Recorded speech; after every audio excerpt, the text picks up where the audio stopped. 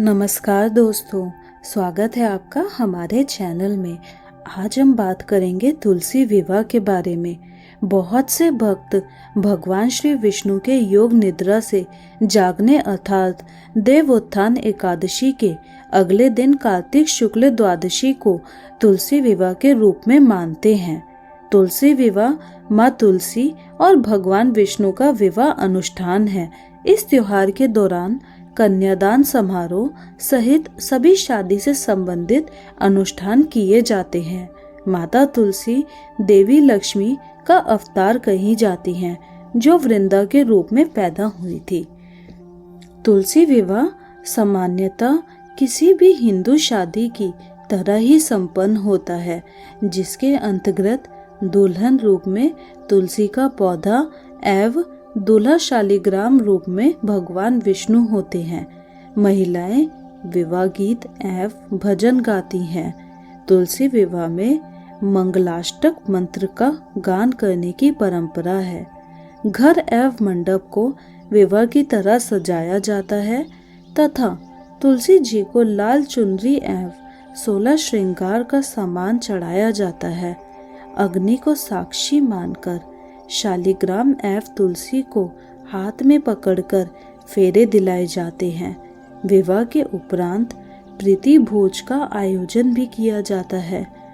तुलसी के सामने दीपक प्रज्वलन की महिमा। तुलसी के पौधे के पास शाम को दीपक जलाने से घर में सुख समृद्धि आती है एवं नकारात्मक ऊर्जा भी क्षय होता है। स्कंद पुराण के अनुसार जिन घरों में तुलसी की पूजा की जाती है, उन घरों में यमदूत कभी प्रवेश नहीं करते हैं।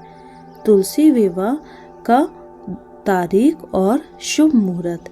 हिंदू पंचांग के अनुसार कार्तिक मास की द्वादशी तिथि की शुरुआत दिन मंगलवार 12:02 को शाम 4:02 पर होगी।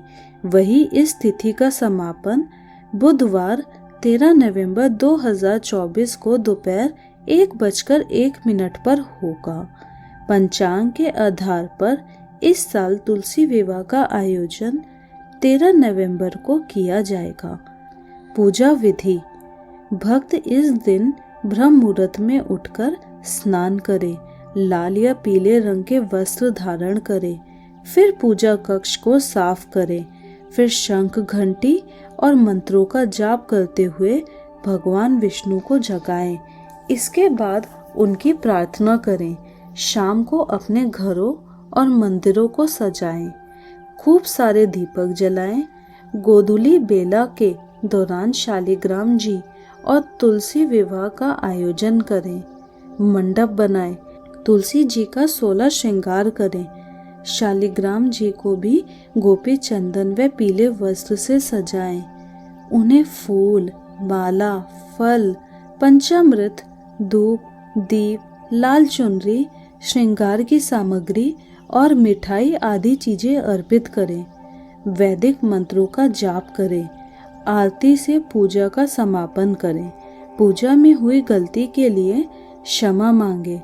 फिर प्रसाद का वितरण घर के लोग व अन्य सदस्यों में करें। इसमें आप घर के बड़े बुजुर्ग या फिर किसी जानकार पुरोहित की मदद ले सकते हैं। तुलसी विवाह पौराणिक कथा। एक बार शिव ने अपने तेज को समुद्र में फेंक दिया था। उससे एक महातेजस्वी बालक ने जन्म लिया। यह बालक आगे चलकर जलंधर के नाम से पराक्रमी दैत्य राजा बना। इसकी राजधानी का नाम जलंधर नगरी था। दैत्य राज कालनेमी की कन्या वृंदा का विवाह जलंधर से हुआ। जलंधर महाराक्षस था। अपनी सत्ता के मद में चूर उसने माता लक्ष्मी को पाने की कामना से युद्ध किया, परंतु समुद्र से ही उत्पन्न होने के कारण माता लक्ष्मी ने उसे अपने भाई के रूप में स्वीकार किया। वहां से पराजित होकर वह देवी पार्वती को पाने की लालसा से कैलाश पर्वत पर गया। भगवान देवादिदेव शिव का ही रूप धर कर माता पार्वती के समीप गया, परंतु मां ने अपने योग बल से उसे तुरंत पहचान लिया तथा वहां से अंतर्ध्यान हो गई। देवी पार्वती ने क्रुद्ध होकर सारा वृत्तांत भगवान विष्णु को सुनाया। जलंधर की पत्नी वृंदा अत्यंत पतिव्रता स्त्री थी। उसी के पतिव्रत धर्म की शक्ति से जलंधर ना तो मारा जाता था और ना ही पराजित होता था। इसलिए जलंधर का नाश करने के लिए वृंदा के पतिव्रत धर्म को भंग करना बहुत आवश्यक था। इसी कारण भगवान विष्णु ऋषि का वेश धारण कर वन में जा पहुंचे, जहां वृंदा अकेली भ्रमण कर रही थी। भगवान के साथ 2 मायावी राक्षस भी थे, जिन्हें देखकर वृंदा भयभीत हो गई। ऋषि ने वृंदा के सामने पल में दोनों को भस्म कर दिया। उनकी शक्ति देखकर वृंदा ने कैलाश पर्वत पर महादेव के साथ युद्ध कर रहे अपने पति जलंधर के बारे में पूछा। ऋषि ने अपने माया जाल से 2 वानर प्रकट किए।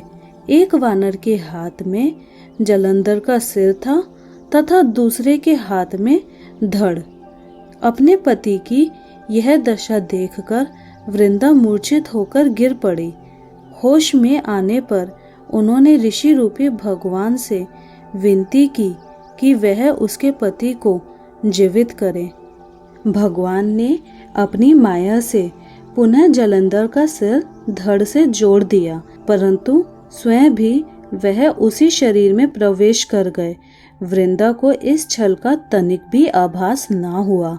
जलंधर बने भगवान के साथ वृंदा पतिव्रता का व्यवहार करने लगी, जिससे उसका सतीत्व भंग हो गया। ऐसा होते ही वृंदा का पति जलंधर युद्ध में हार गया। इस सारी लीला का जब वृंदा को पता चला तो उसने क्रुद्ध होकर भगवान विष्णु को हृदयहीन शीला होने का श्राप दे दिया।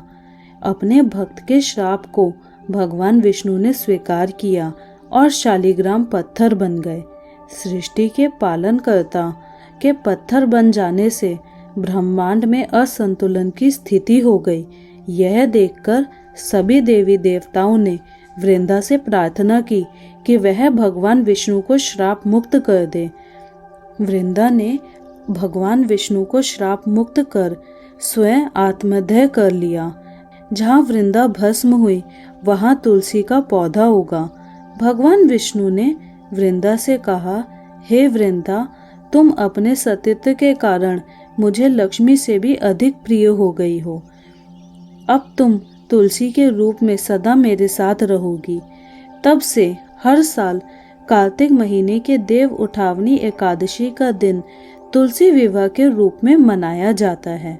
जो मनुष्य भी मेरे शालिग्राम रूप के साथ तुलसी का विवाह करेगा, उसे इस लोक और परलोक में विपुल यश प्राप्त होगा।